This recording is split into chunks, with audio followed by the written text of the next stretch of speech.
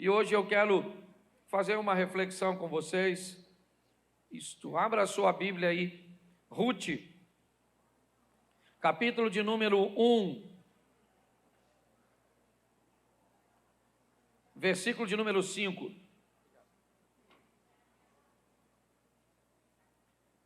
Ruth, capítulo 1, verso de número 5. Diz assim: e morreram também ambos, Mahlon e Quilion, ficando assim essa mulher desamparada de seus dois ou dos seus dois filhos e de seu marido. Feche os seus olhos. Senhor nosso Deus e Pai, em nome de Jesus, continua falando conosco e usa-me como um canal de bênção nesta hora. Que toda distração caia por terra e que teu Espírito tenha liberdade de agir neste lugar. Que toda deficiência e inabilidade daquele que transmite seja superada pelo agir e o mover do teu Espírito Santo. Fala com cada um de nós, em nome de Jesus. Você pode dizer amém? Amém. Isso. Preste atenção, porque essa também é uma história de família extraordinária. O texto começa narrando que uma fome acaba abatendo Belém, na Judéia. As coisas não estavam boas por lá. Um chefe de família chamado Elimeleque começa a observar que é só uma questão de tempo até sua casa, seus filhos, sua esposa não ter mais provisão. Ele entende que há um momento que ele precisa partir enquanto ainda há provisão para a viagem.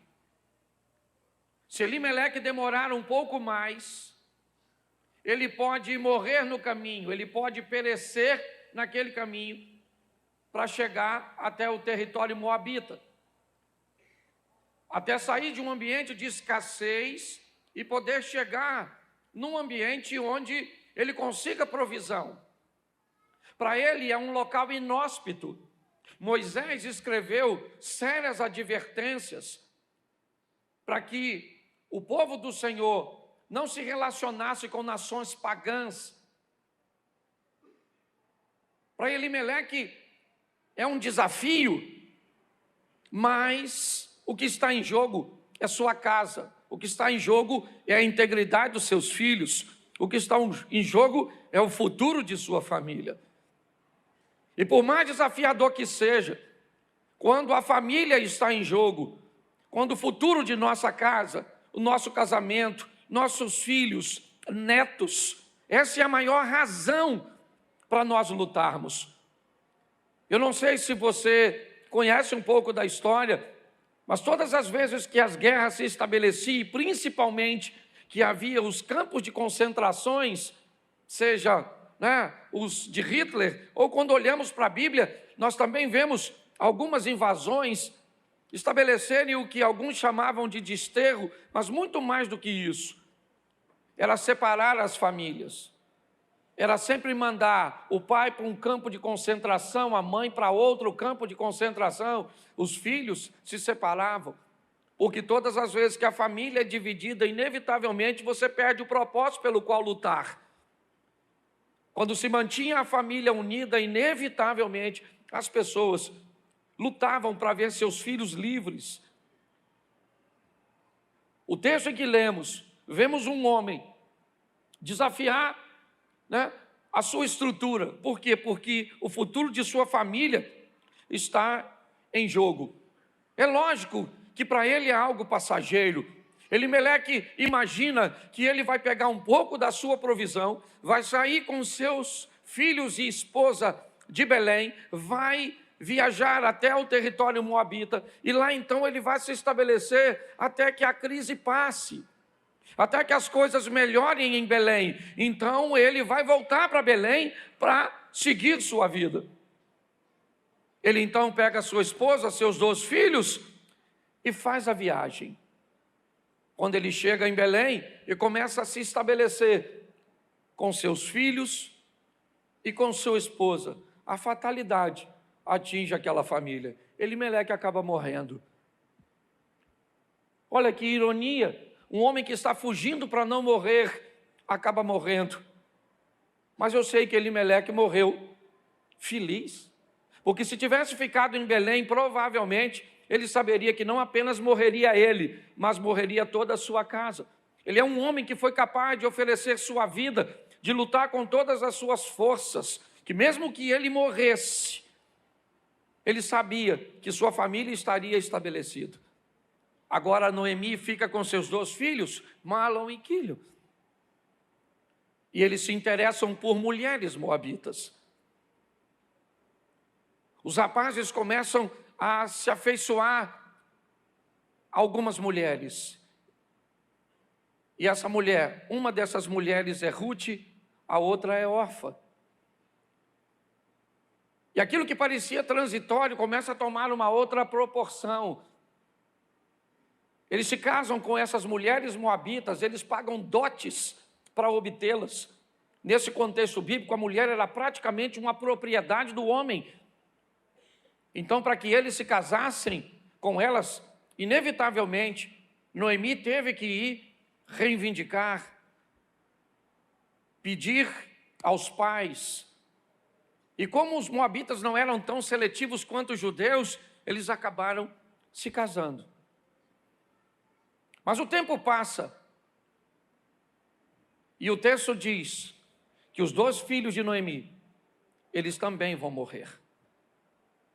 Essa mulher que não tinha seu marido, mas que era apoiada por seus filhos, agora essa mulher também perde seus filhos. É uma história de perda. Talvez nós poderíamos até chamar isso de uma saga, a história dessa mulher.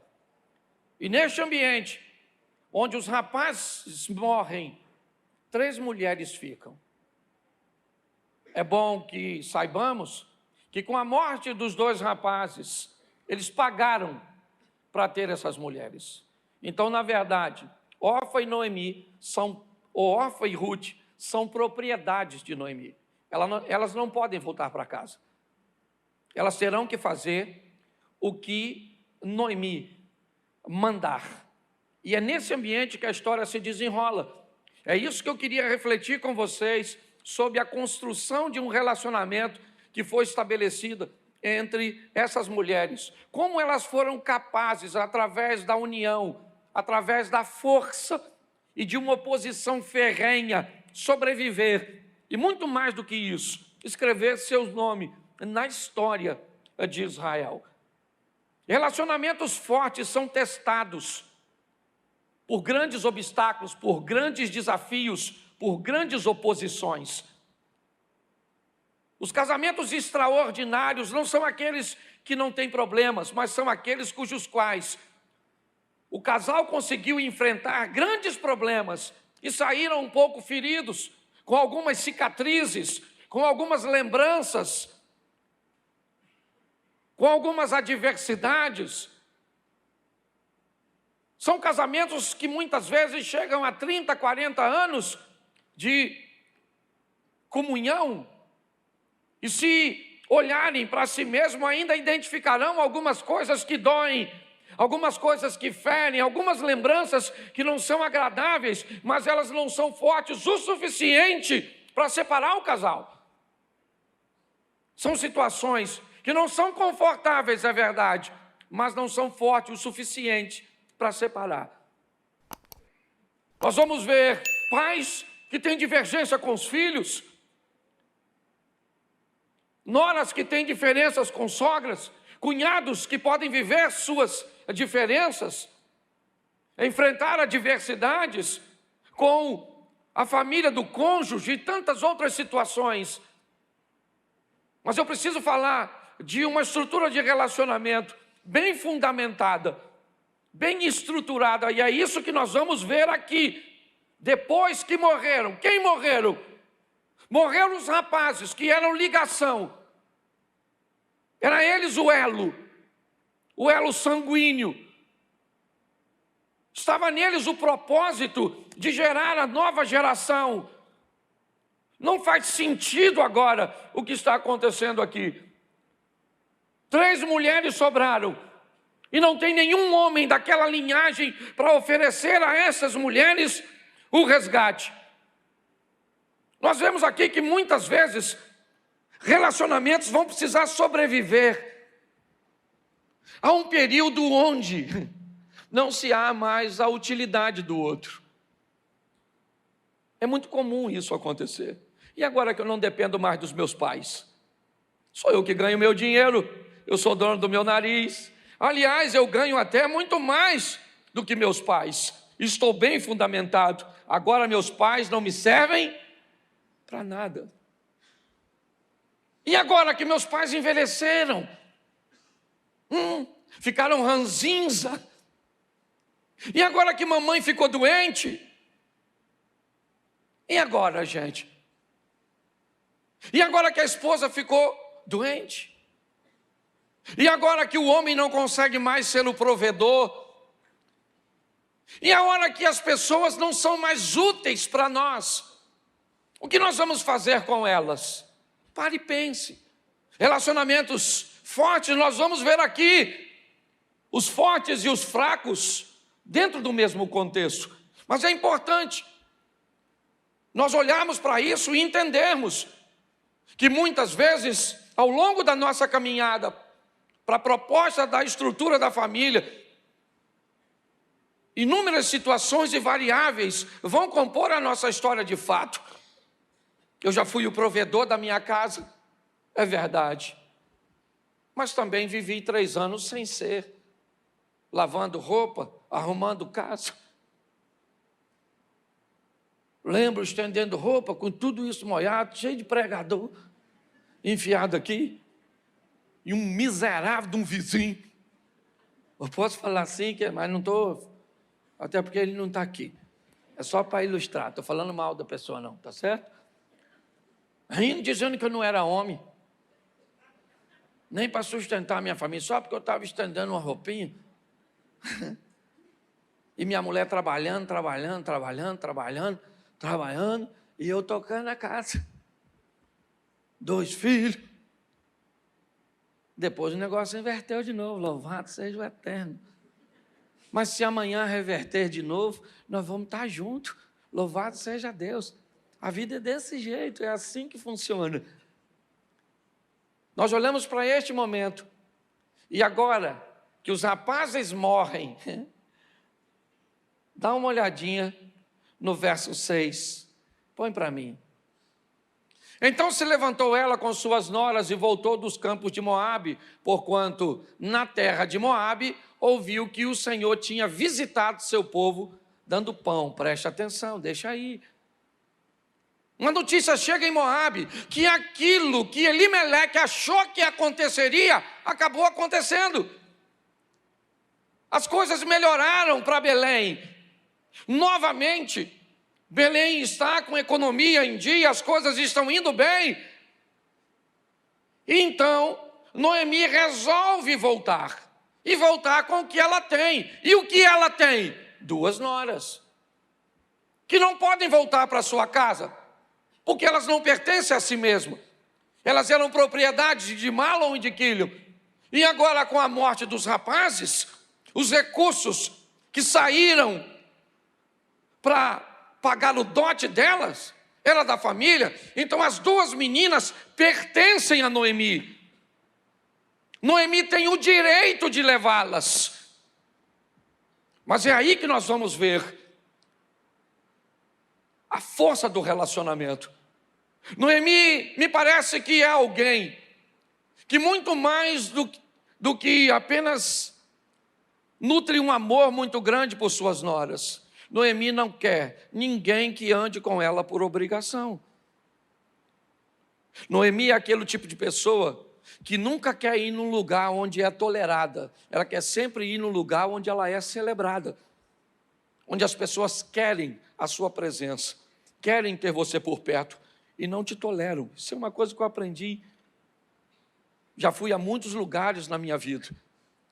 e muitos deles extraordinários, mas num ambiente onde ninguém celebrava a minha presença, apenas tolerava a minha presença. E eu não quero estar na presença ou caminhando com alguém que me tolera.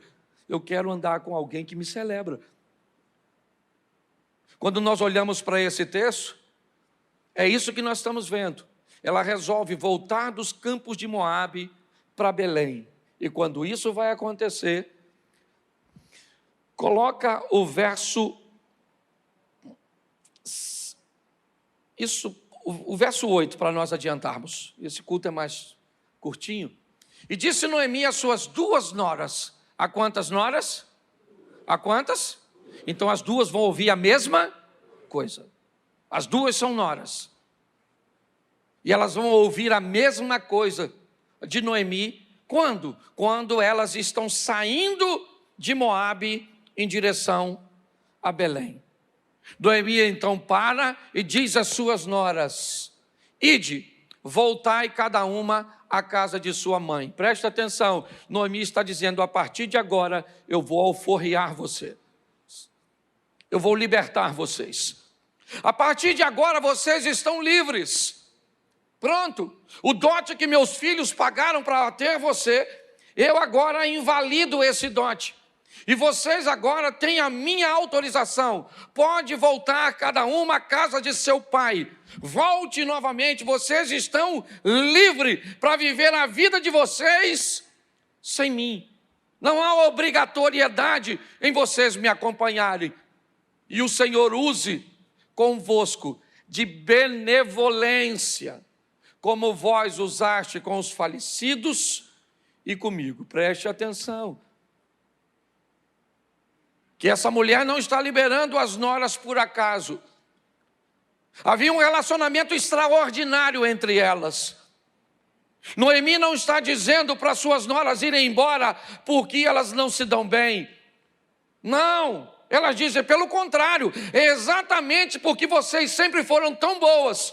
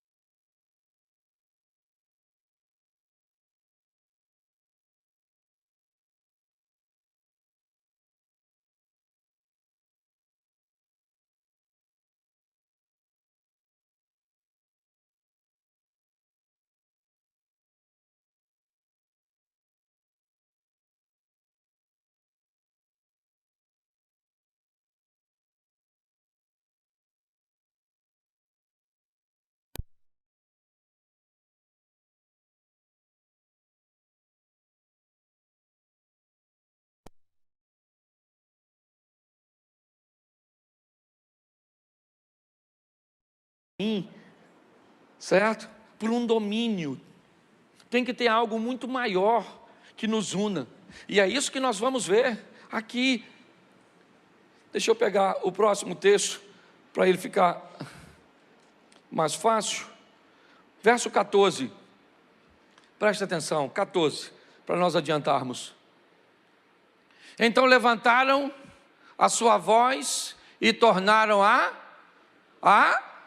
chorar. Olha só.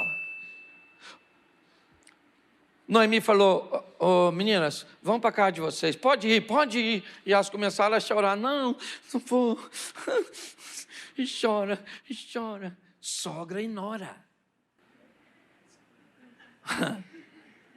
Não é uma mãe separando do filho. Não é uma mulher separando do marido. É sogra e nora. Entendeu? Elas estão chorando. porque não estão querendo sair de perto uma da outra. Tu já chorou, porque não queria estar perto uma da outra. É só você mexer na memória. Às vezes já aconteceu, o motivo é que foi outro. Certo? Aquela cobra, cascavel, aquela velha infeliz, aquela garotinha novinha que roubou seu filho de 35 anos, seu menino. A senhora deve ser mãe de Peter Pan. É ou não é verdade? Sim, um menino. Na terra do nunca, a senhora deve ser Sininho. Escute só, preste atenção. As meninas dizem, não, nós vamos com a senhora, nós vamos com a senhora, nós vamos com a senhora. E aí então, o verso 14 diz, então levantaram a sua voz e tornaram e Orfa beijou a sua. Escute aqui que isso é fantástico. As duas se amam, sim ou não? Sim. Aliás, as três. A Orfa também é uma menina maneirona. Sim. Gostava da sogra, sim ou não? Mas foi embora. Pastor, então não gostava? Gostava, gente. Porque às vezes a vida vai tirar a gente. Às vezes a gente pensa que tem pessoas que para deixar de viver conosco uma comunhão, certo? Precisa estar brigado. Não, gente. Tem gente às vezes que nós amamos e vai sair da nossa vida e louvado seja Deus. Ah, pastor, não faz assim. Vai morar em outro país, vai morar em outro canto, vai viver sua vida, vai viver. Ah, eu queria todo mundo ao meu redor. Não vai rolar, tem gente que você ama, mas tu tem que falar assim, olha, louvado seja Deus. Mas nós brigamos? Não. Era chato porque não tinha WhatsApp. Se tivesse, na verdade, FaceTime. Não tinha nada disso, mas Orfa falou, você quer saber de uma coisa, ô sogra? Eu vou embora mesmo, tá? Já que a senhora me liberou. Chorou, tá ali, ó. Aquela coisa de mulher. Você é homem, diz.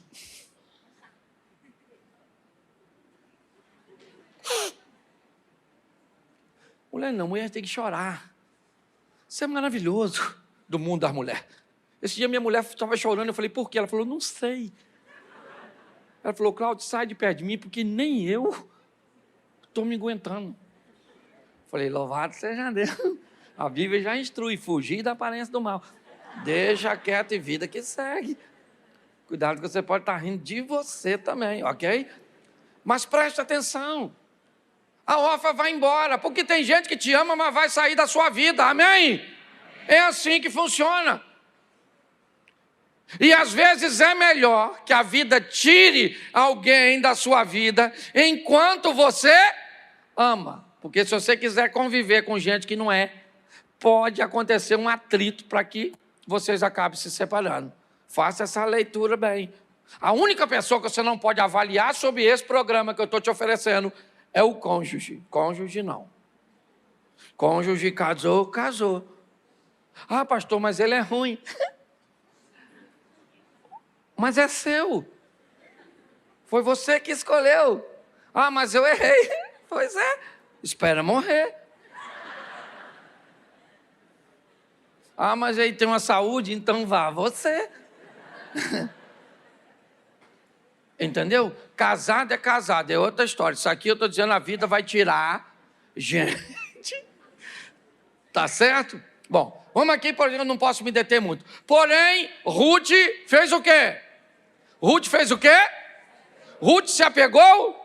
Ruth falou, não vou! E a Orfa já estava lá, ó, virando na esquina. Foi embora. Fala mal dela não, que era gente boa. Orfinha. Só que ninguém nunca mais falou dela. Ela era gente boa, sim ou não? Mas a Bíblia continua falando dela? Porque me parece que a Bíblia não gosta muito dos outros que desistem. Ela não fala não. Orfa foi. Casou de novo? Teve filho? Porque quem desiste fica assim, sem história. Mas que você tenha pena. Cadê fulano? Lembra? Voltou. A Rutinha falou, não, vou contigo, sogra. Estamos juntos e misturados. Gente, é uma história tão legal. Olha o que diz o versículo 16.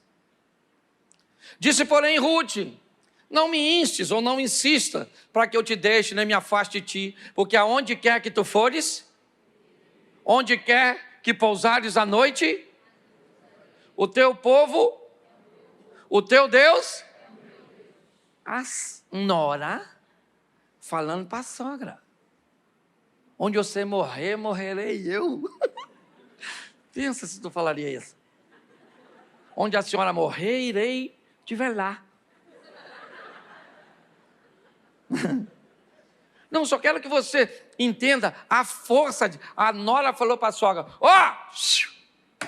vou com a senhora, para com essa palhaçada. Onde a senhora for, eu vou. Onde a senhora morrer, eu morro.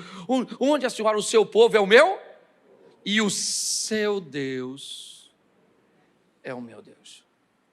Preste atenção. Alguma coisa aconteceu com Ruth que não aconteceu com Orfa. Ela amava, sim,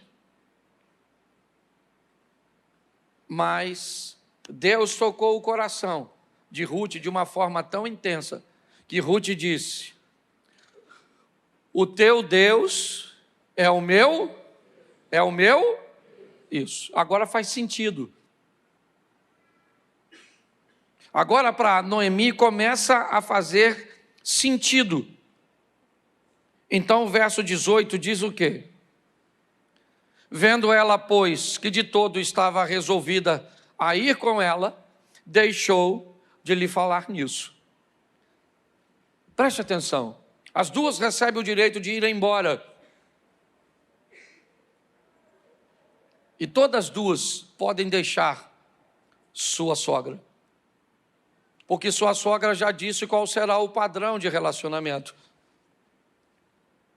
Ele não será um padrão de relacionamento pautado na utilidade. Ela explica para elas, depois você lê. Não faz sentido você ir comigo, eu não posso mais ter filhos. Eu sou velha demais. E se ainda eu tivesse filhos, eles não teriam tempo para resgatar vocês. Como é que vocês esperariam eles crescerem para dar a vocês a possibilidade de ter filhos? Eu não sirvo mais para vocês. É melhor vocês irem embora. E aí que nós vemos um relacionamento forte. Por quê? Porque Ruth diz, o teu povo vai ser o meu, e o teu Deus vai ser o meu, eu vou junto contigo. Eu aprendi uma coisa com você, Noemi. Eu aprendi a acreditar no Deus que vocês servem. Eu vou com você. Então, Noemi parou e não mais insistiu com a sua nora. Ali elas vão, e eu vou adiantar aqui.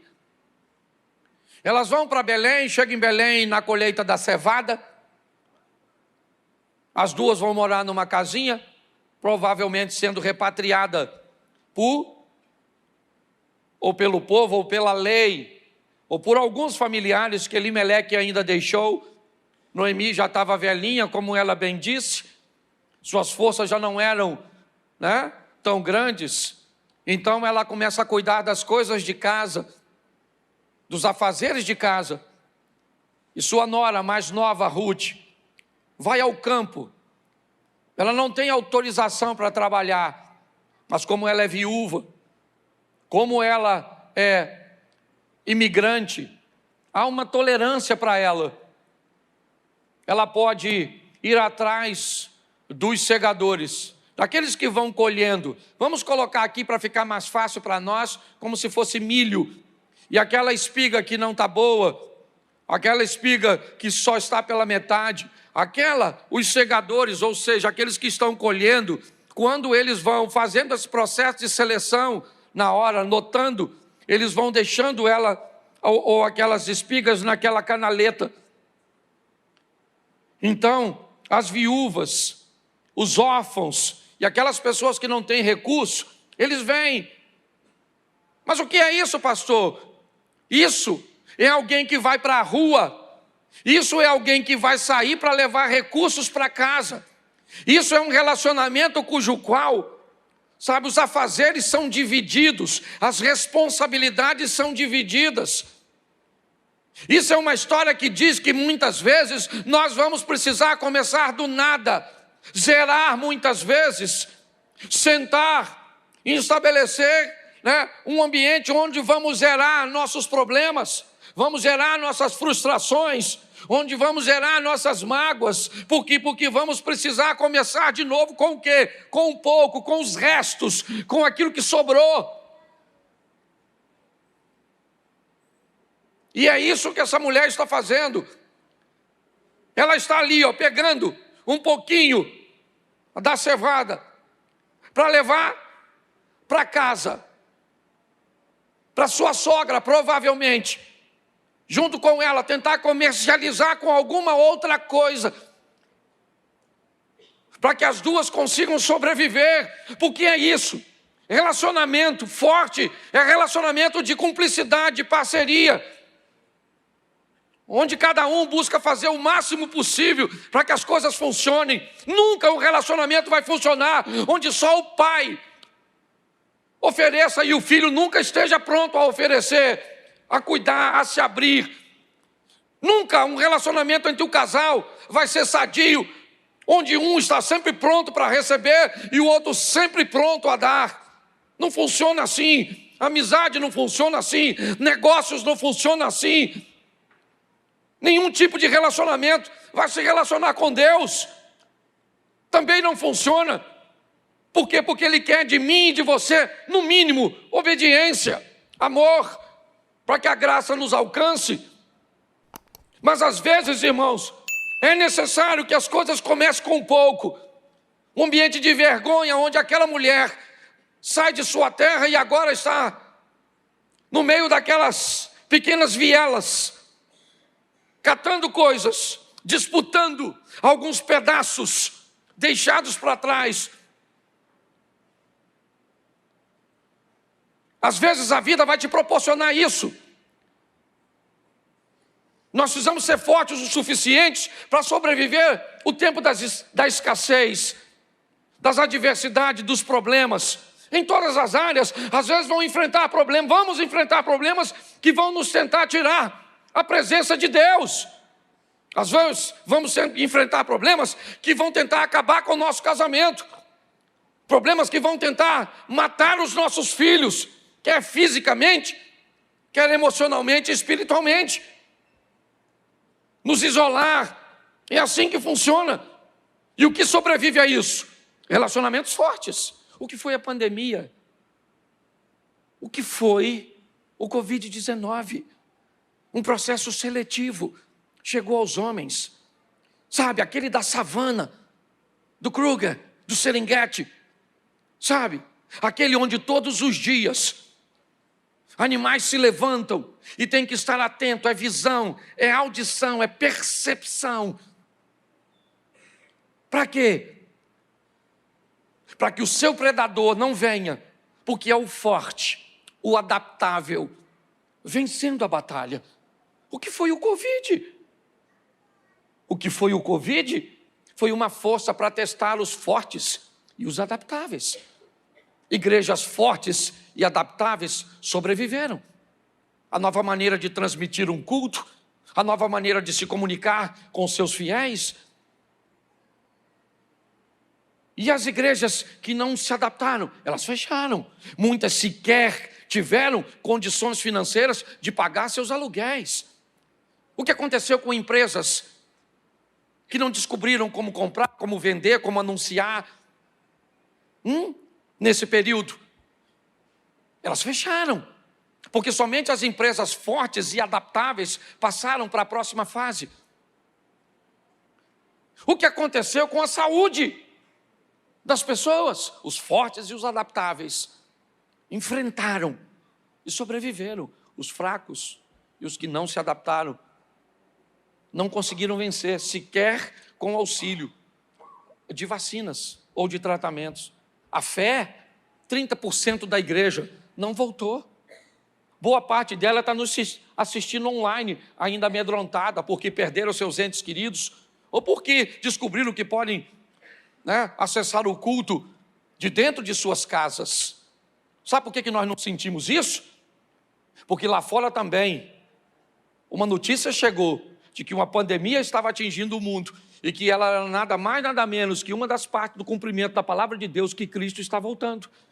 Então muitas pessoas vieram, e talvez pelo número grande de pessoas que vieram, nós não conseguimos dar falta do pequeno grupo que não conseguiu voltar, porque só os adaptáveis e fortes na fé prosseguiram. Nós estamos olhando para um ambiente desse tipo. É isso, é essa parceria que nós vemos, e é isso que faz toda a diferença. O que tem aqui, grana, não. Qual é o interesse aqui? Isso aqui é amor. Isso aqui é alguém que conseguiu conquistar uma outra pessoa, mesmo quando ela não tem mais nada para lhe oferecer, mesmo quando ela tem todos os motivos para ir embora. É desse relacionamento que eu estou falando.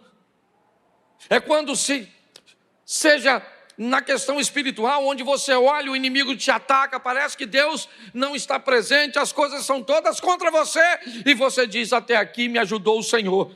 A vara do Senhor é o que me sustenta, e o seu cajado. Aquele que há de vir virá e não tardará. É assim que funciona.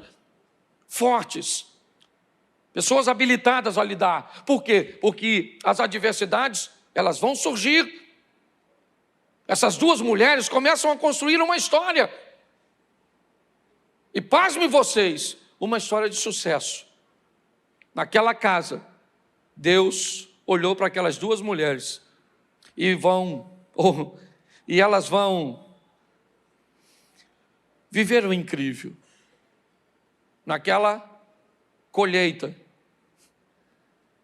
naquele terreno, onde Ruth está trabalhando, um cara chamado Boaz é o dono. Isso, um latifundiário, um cara cheio da grana.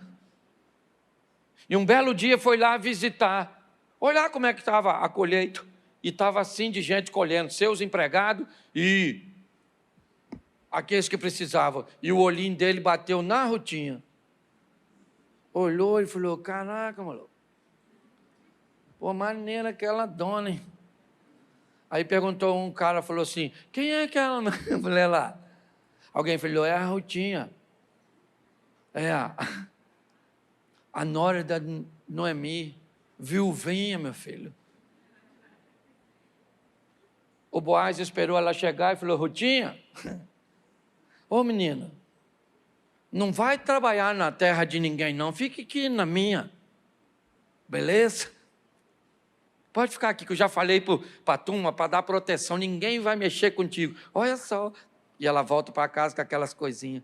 Ele chamou ela para tomar um café. Depois você lê, que eu não sou obrigado a ler tudo. Aproximou, sentou perto da Rutinha, falou: molha o pão aí, filha. Bota nessa boquinha sua.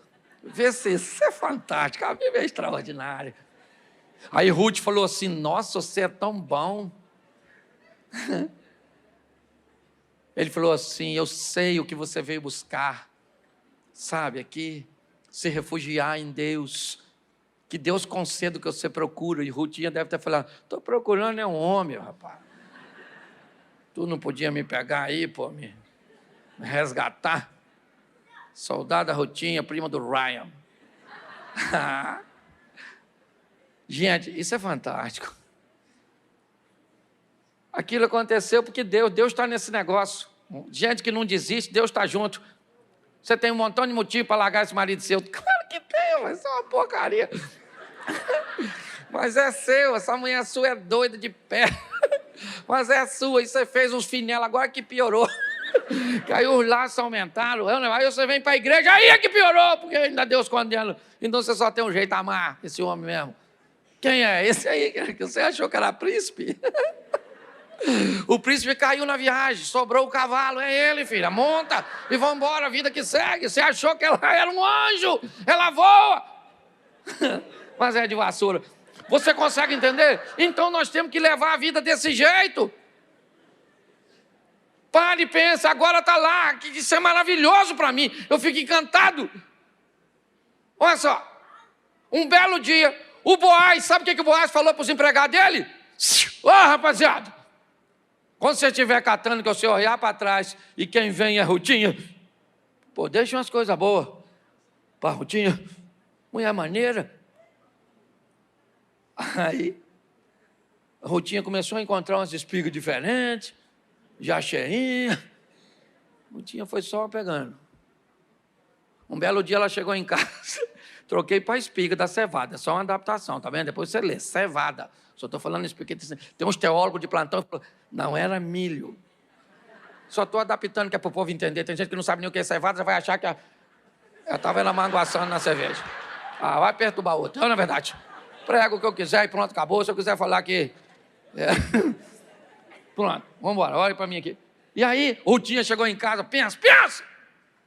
Cheiona de espiga. A véia, a macaca véia, que a dona está lá.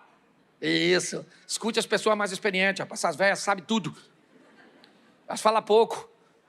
Chega perto de uma velha dessa, de um velhinho desse, e pede uma dica, que às vezes você, para viver tanto tempo assim, aprendeu muita coisa nessa vida. Minha filha, vou te ensinar quando manda um homem. Esse cara não. O homem não quer mandar, o homem só quer que os amigos dele pensem que ele mande.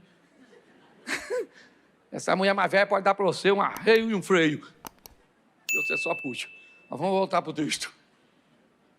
A velha falou assim, Rutinha. Ô menina, isso aí não é resto, não. Isso aí é coisa boa. Você está trabalhando onde? A Ruth falou assim, um homem bom. Pensa no homem bom, tal de Boaz. Noemi falou,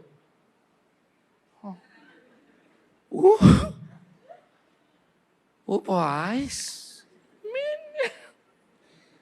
Boaz é parente do meu marido, garota. Olha, pode resgatar você, ó. Serol. Nossa. Não acabou não, filha. Para ele deixar isso para tu é porque ele está gostando de tu. Olha que velha, olha que velha. Depois você lê. Está terminando a colheita. Eles vão fazer uma festinha. A velha toma um banho. Bota uma roupa maneira, se perfuma e vai para a pista. Vai lá, vê onde o Boaz deita. E aí você deita perto, não se oferece, porque o homem não gosta de mulher oferecida. Você tinha que dar aula de MBA, essa véia, de relacionamento. Ela foi lá, deitou. Falou, se ele não acordar, você descobre o pé dele, ele acorda, vai entender, vai te ver e... Rutinha foi lá, viu onde Boaz deitou perto dele, ele não acordou, ela descobriu o pé. Pastor, está tudo isso na Bíblia, está tudo aqui. São só 4 capítulos. Dá para você ler rapidinho. Não vai dar nem sono. Aí ele acordou e falou, nossa, o pé está gelado. Aí ele olhou, viu aquele montinho e falou, quem é? Ela falou, Rutinha.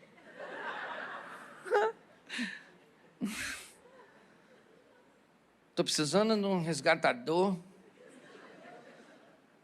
Sabe, o milho já tem, só está faltando o cavalo. Não é verdade? Ele falou assim, Rutinha, fica aí, filho, fica aí que amanhã eu vou... Porque tem um garoto mais novo aí que pode pegar você, que é um parente mais chegado. Mas se ele não pegar, eu pego. Está garantido. No dia seguinte, ele foi para a porta da cidade, chamou os anciãos. E aí, então, mandou chamar o garoto novo, só que a gente sabe que os garotos novos, tudo ruinzinho na parada, né? Chamou um garotão e falou, tem a Rutinha aí para tu pegar. Ele falou, bom negócio. Ele falou, mas tem umas responsabilidades. Ele falou, mau negócio.